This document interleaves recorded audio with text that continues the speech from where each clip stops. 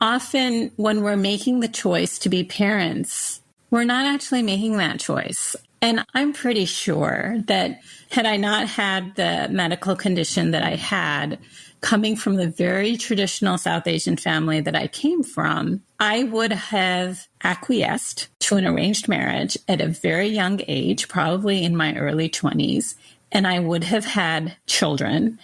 And maybe it would have been great, and maybe it wouldn't have. I have no idea. But I also know it wouldn't have been my choice. It would have been not forced upon me, but it would have been something that I did just because I didn't know that there were other pathways forward.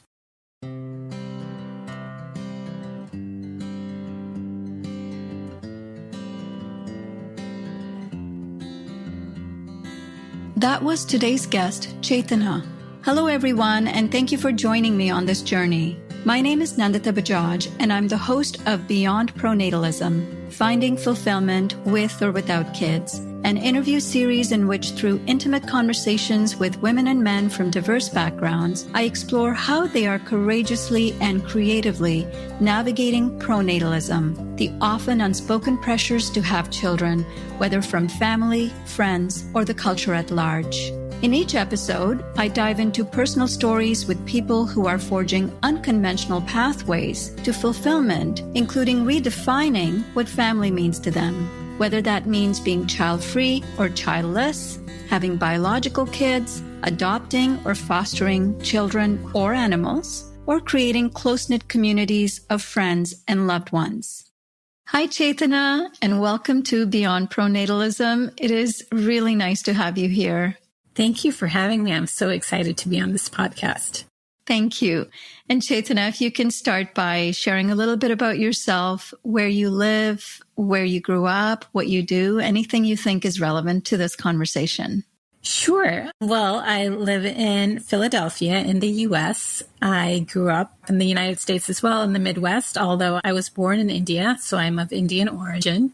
I have spent pretty much my entire career working in the animal rights space, advocating on pigs, chickens, dogs, pretty much all animals. And my family consists of my partner and also a little animal, my dog, Nikki, who's running around here somewhere, who's probably the greatest love of my life. I love that. And Chetana, how did pronatalism show up for you, both within your family context, but also within the community context in which you grew up? So I was raised in a very traditional South Asian family, albeit in the Midwestern United States. And I think pronatalist narratives were at play kind of in both communities, within both cultures. But I think the South Asian context was more relevant when I was younger, just because that was my family and that's where I came from and that's where my core beliefs about the world came from. And I was in an interesting situation because I am a childhood cancer survivor. And so as part of the ongoing radiation and chemotherapy treatments I received as a really young child, my ovaries were destroyed. Probably when I was a toddler, probably during the first round of treatments, they were destroyed. And I became aware of it in my early teens, long before anyone really would think about what it means to be a mother or what it means to bring another child into the world. I mean, I was a kid, so I hadn't really thought about any of those things yet. So I kind of came into young adulthood even with the awareness that I probably would never be a mother.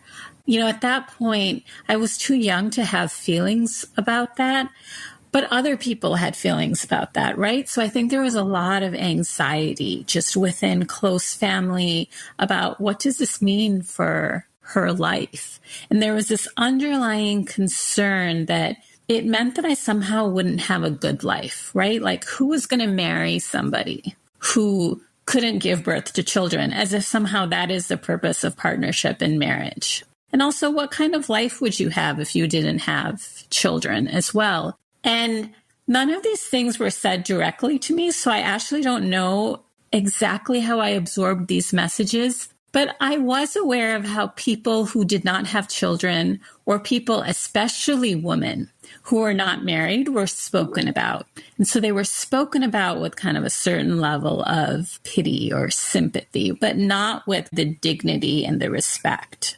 And so I think I grew up with this sense that I would never really belong because I was never going to be a mother and I was probably never going to be a wife. And therefore, I was never really going to have a full place in any community or in any society. And growing up in the 80s and 90s in the Midwest, I didn't have a great sense of belonging in kind of mainstream American society as well. I was definitely othered. I came from a non-English speaking South Asian family, you know, like the long coconut oiled braids. Like I definitely did not fit in there. And so I grew up with this uneasy feeling of like, I'm not going to belong anywhere. And so I think that deeply impacted me in terms of just giving me this sense of unease that I never articulated, but that I always grew up with. And I think part of the challenge was that I didn't have any role models around me of people who were living these really great lives as non-parents or as single people. I just didn't see any role models out there for myself in terms of being like, oh, there's all of these alternate lifestyles that I could live. Like there isn't this one cookie cutter recipe for what a good life is. And so I think that is what I've wanted to bring into the world myself, is just to kind of show young people that there isn't just one way to live a good life. There's lots of great ways to live a really good life. And in fact, often when we're making the choice to be parents, we're not actually making that choice. And I'm pretty sure that had I not had the medical condition that I had, coming from the very traditional South Asian family that I came from, I would have acquiesced to an arranged marriage at a very young age, probably in my early 20s, and I would have had children. I would have given birth to children. And maybe it would have been great and maybe it wouldn't have. I have no idea. But I also know it wouldn't have been my choice. It would have been not forced upon me, but it would have been something that I did just because I didn't know that there were other pathways forward. And so to some extent, my childhood illness was a gift to me because it gave me the opportunity to explore other pathways, to explore other ways of being, and also to think deeply about my purpose, right? Like, what is it? I was born on this planet and it's just this amazing, bizarre little coincidence that I'm here. And what is it that I want to contribute before I go? During this brief time that I'm on this earth, what's the difference that I want to make in the world? What do I want to contribute? Who do I want to be?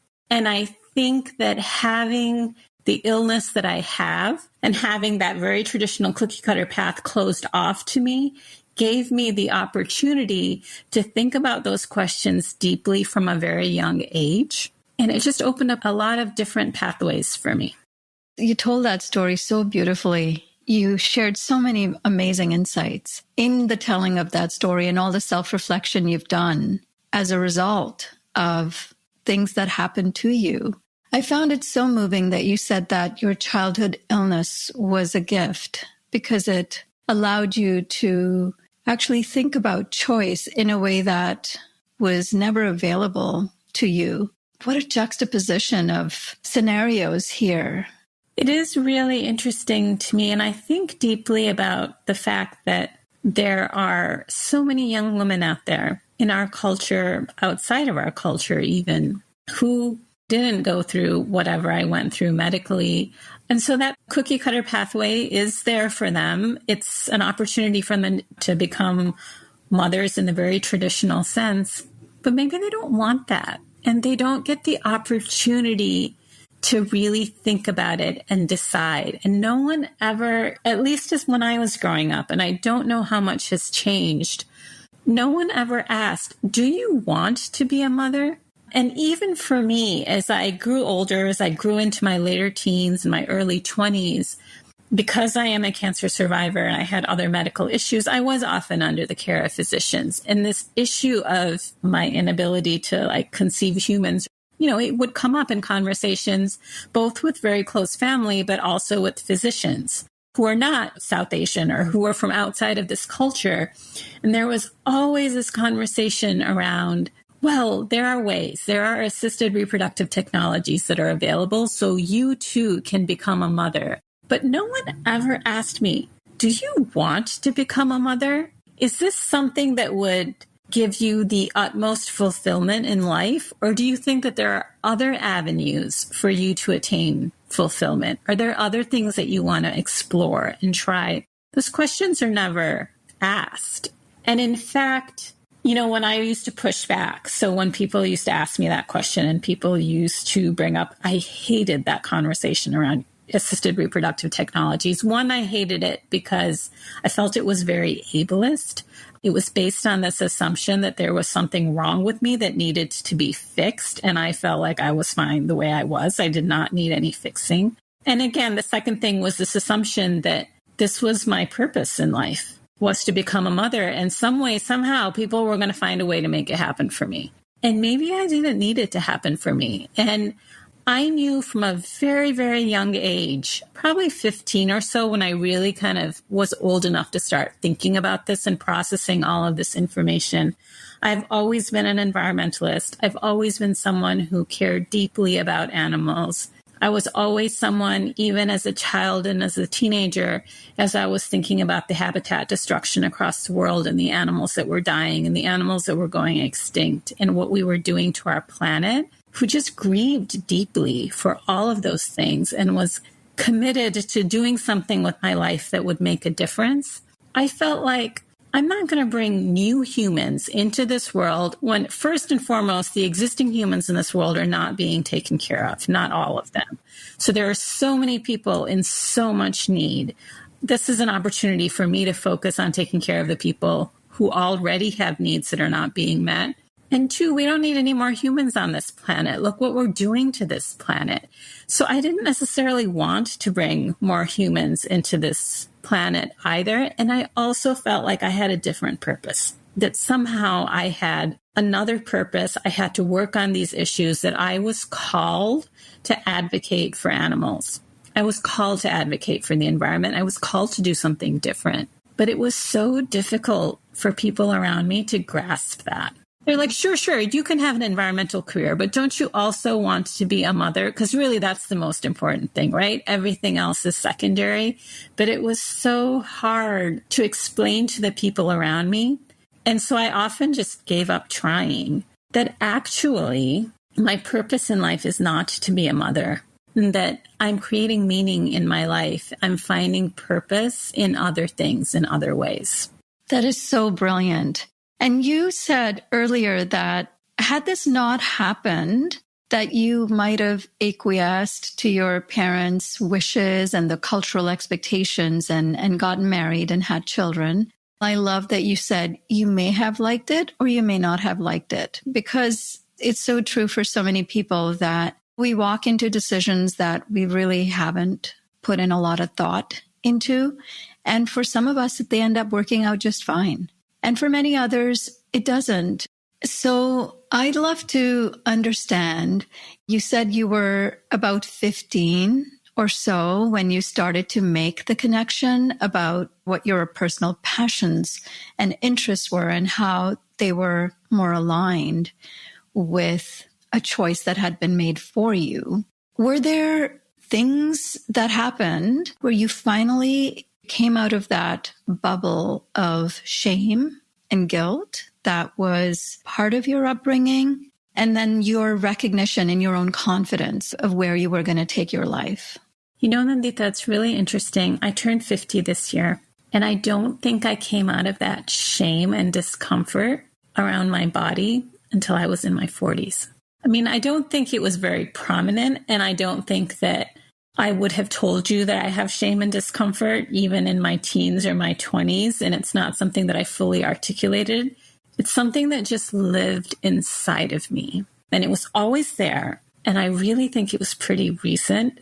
And I would think it was gone, but it would be re-triggered by things people would say. I was sitting with a group of female colleagues just a few years ago, and we were all sitting in a park and having lunch, and they were all mothers and I was not. And they were talking about motherhood, which is lovely because for people who love it, like I love children, I love families, I love hearing about other people's lives. So it was a lovely conversation. And one of the women said, I don't understand people who don't have children. This has been the most important experience of my life, and there could be no greater experience than this. And I didn't say anything. And part of me, like kind of intellectually in my brain, I'm like, that's ridiculous. I mean, for you, that might have been the greatest experience you could possibly have, but that's not the greatest experience anybody could possibly have. That's something different for every individual person, right? Like motherhood is not the end all be all for every woman. For some women, it is, but not for all women. And so intellectually in my head, I'm thinking that, but kind of in my stomach, I felt like that old, like welling up of shame, or that welling up of like feeling less than. I have not reached this pinnacle of womanhood that the majority of women have reached. So I am somehow less than. Those messages, I think as we start absorbing them so early, they really live inside of us.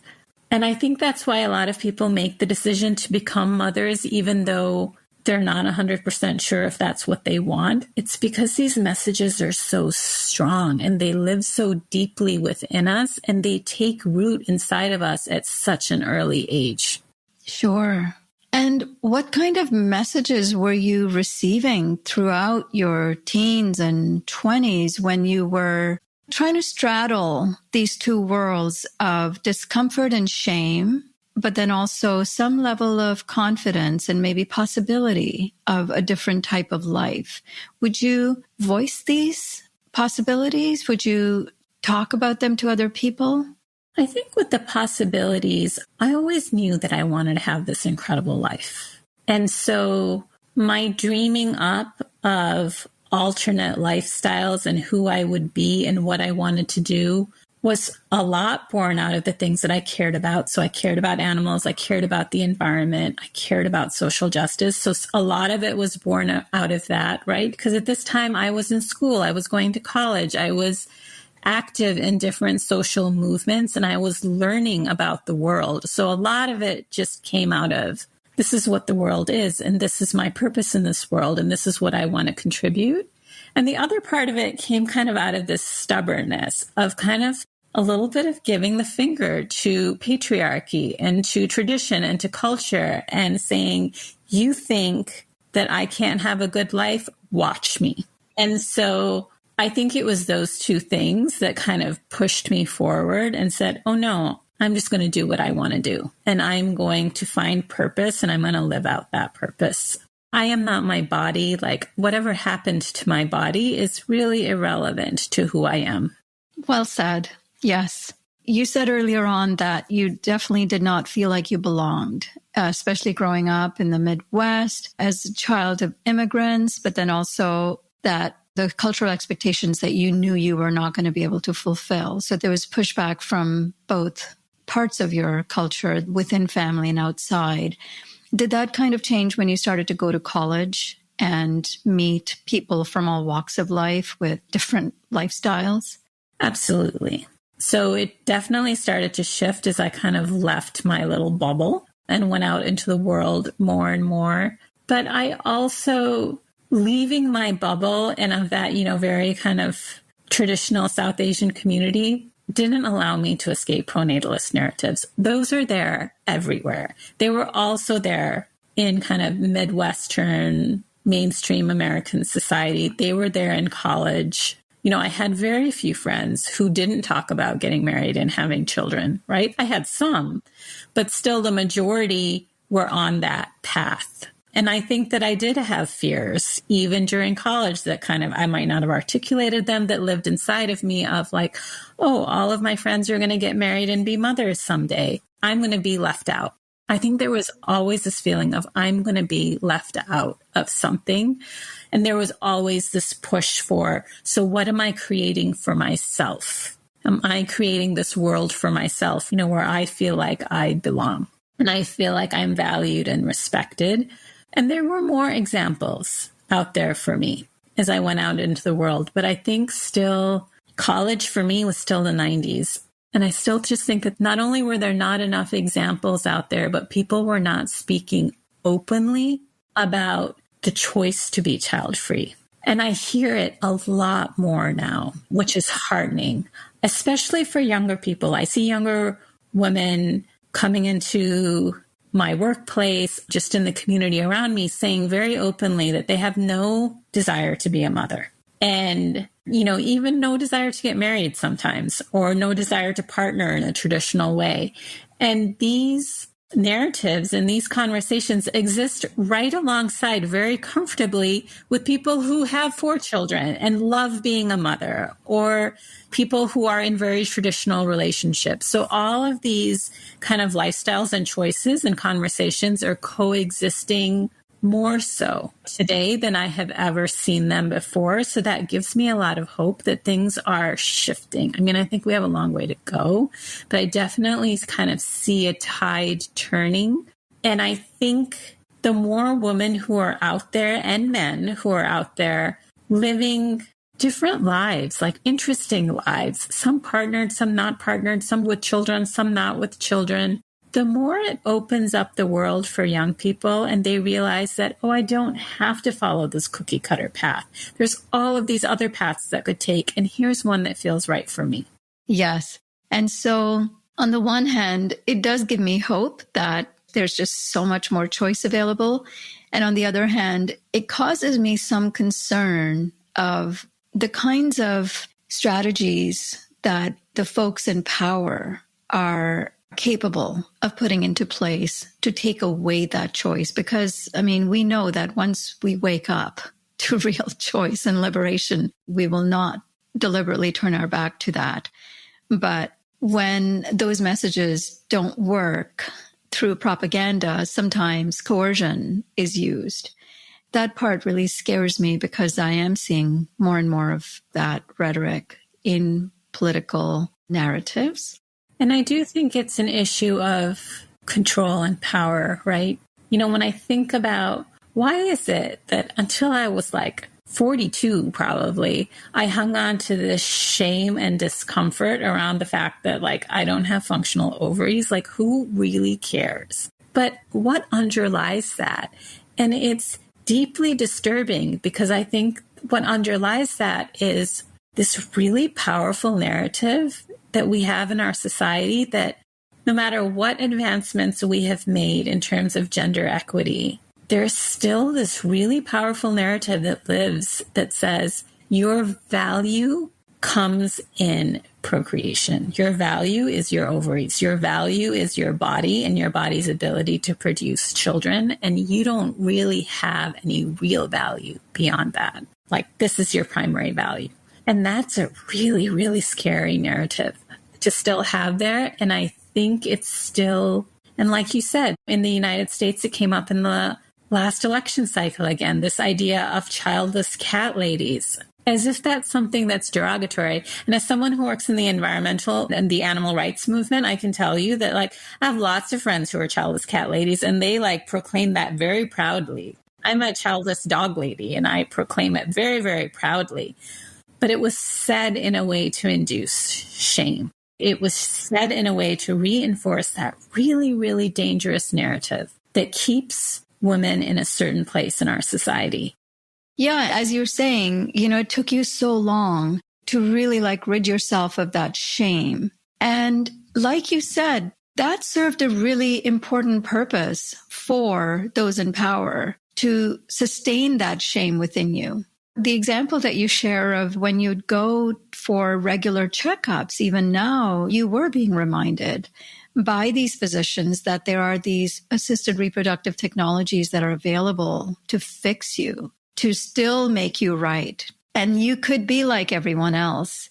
That, to me, is also a very scary expression of pronatalism, because what we've done is taken such an old patriarchal value and combined it with leading edge technology. So this is what we've done with our intellect, with our ingenuity, is we've created all these incredible technologies so that we can keep patriarchy alive.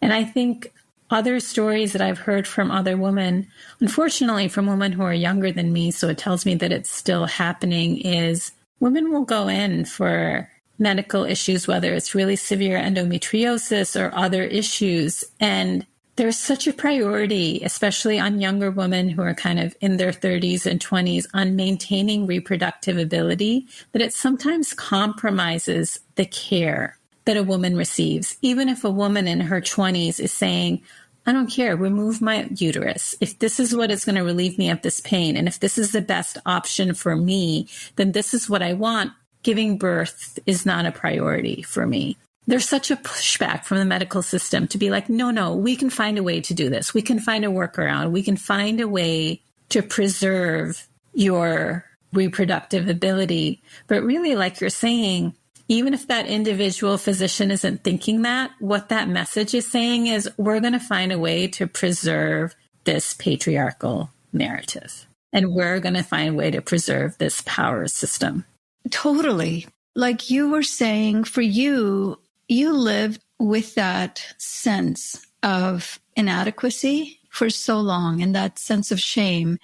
And I know so many people who are biologically unable to have children, who are childless, who are never actually able to get to the other side where you have gotten to, where you actually looked at that inability as a gift that opened up other doors for you. And I do feel really awful for a lot of folks if we have not totally examined the degree of pronatalist narratives from which we are living out our lives. Then for people who are unable to have children, that level of shame and inadequacy can plague them for their entire lives. That becomes such a huge part of their identity. And that becomes part of their story and who they are, is that they always identify as childless and the one part of their journey that they weren't able to fulfill. I think for me, the only solution to that is one, to keep having these conversations really openly. And two, to keep showing people that there is an infinite number of ways to live your life and to have a rich and meaningful life. And parenthood is not the only pathway to do that.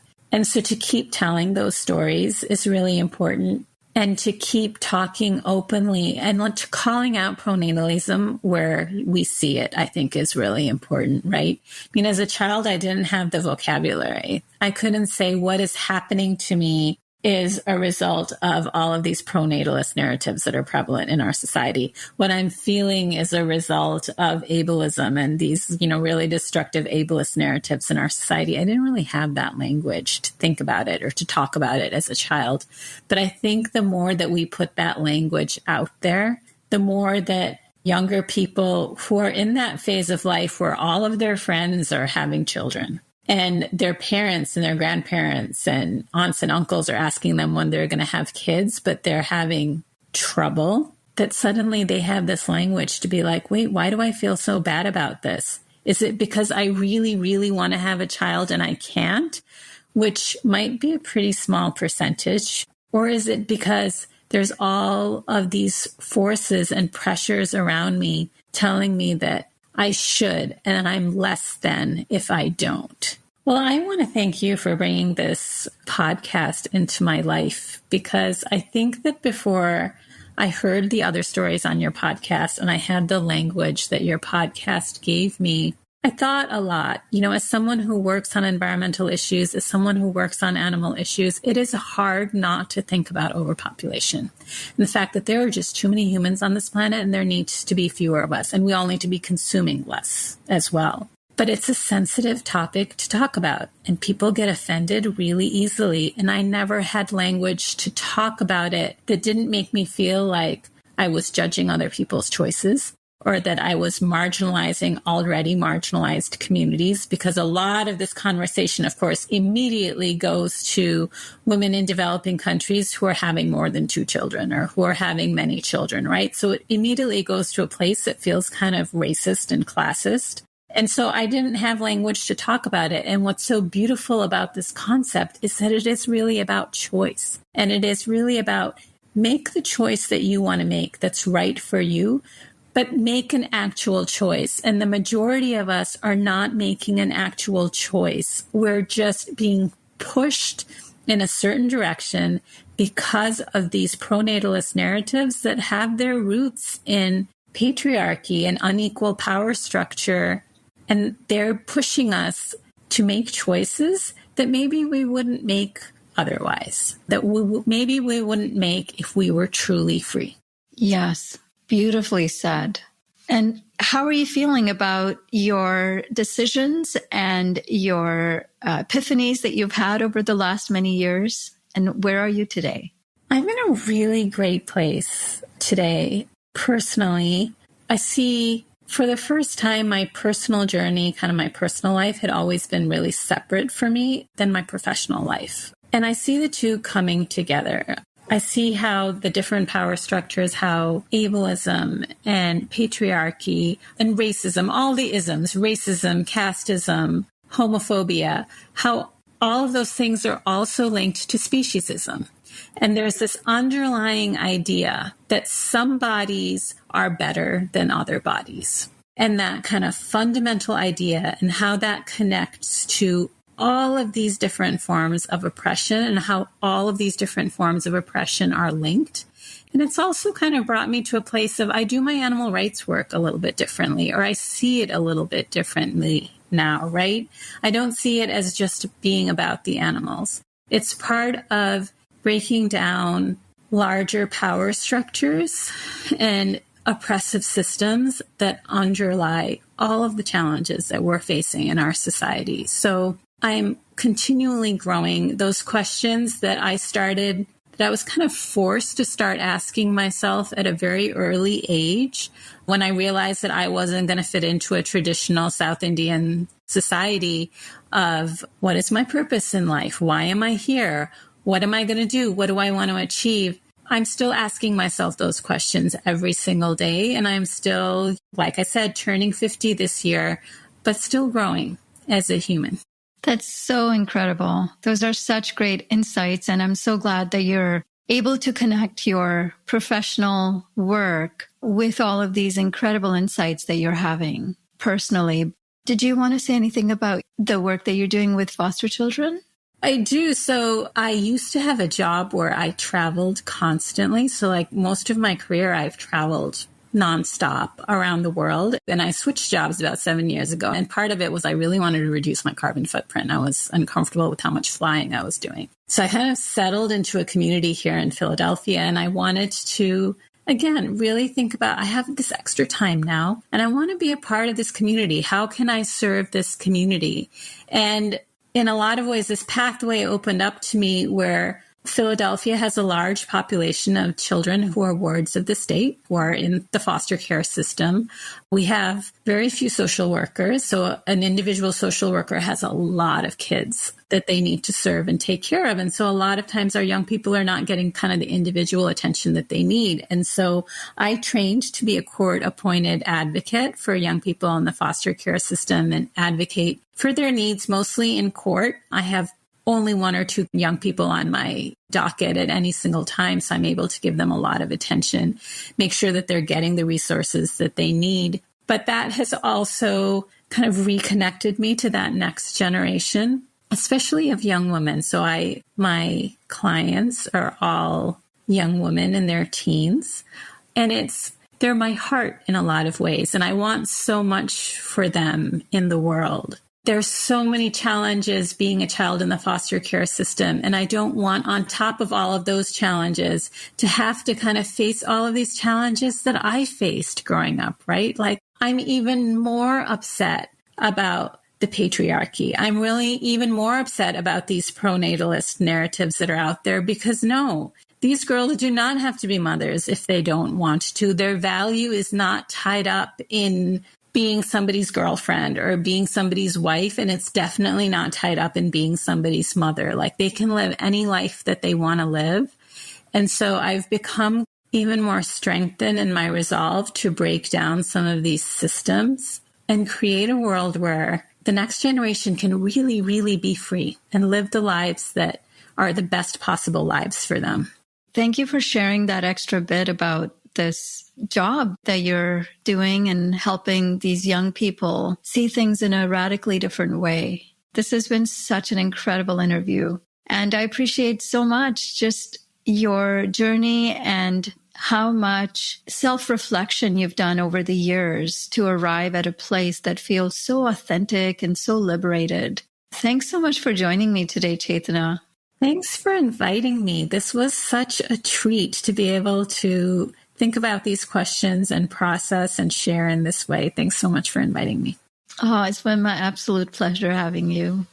That's all for today's episode. Thank you so much for listening. What did you think of this episode? Do you have your own story you'd like to share? Check out the show notes to see how you can get in touch with me. Whether you'd like to share feedback about the show or a particular episode, or whether you'd like to join me on the show to share your own story, I'd love to hear from you. Thank you so much again for joining me today as we collectively discover and celebrate the many different pathways to fulfillment beyond pronatalism.